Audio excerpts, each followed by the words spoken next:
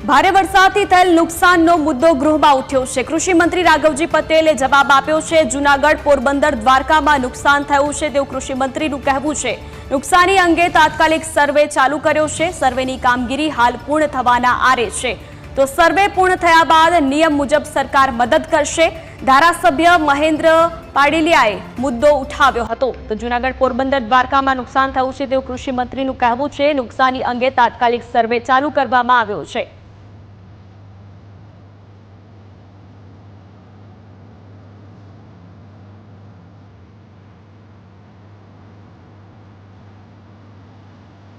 તો સર્વે પૂર્ણ થયા બાદ નિયમ મુજબ સરકાર મદદ કરશે। ધારાસભ્ય મહેન્દ્ર પાડલિયાએ મુદ્દો ઉઠાવ્યો હતો।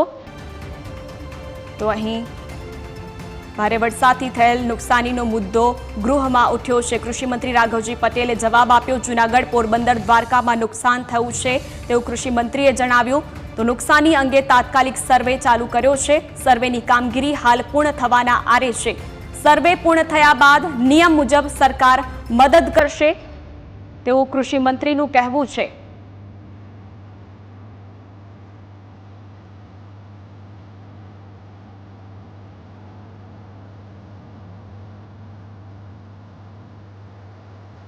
તો સર્વે પૂર્ણ થયા બાદ નિયમ મુજબ સરકાર મદદ કરશે તેવું કહ્યું છે કૃષિ મંત્રીએ। ધારાસભ્ય મહેન્દ્ર પાડલિયાએ મુદ્દો ઉઠાવ્યો હતો। તો અહીં ભારે વરસાદથી થયેલ નુકસાનીનો મુદ્દો ગૃહમાં ઉઠ્યો છે।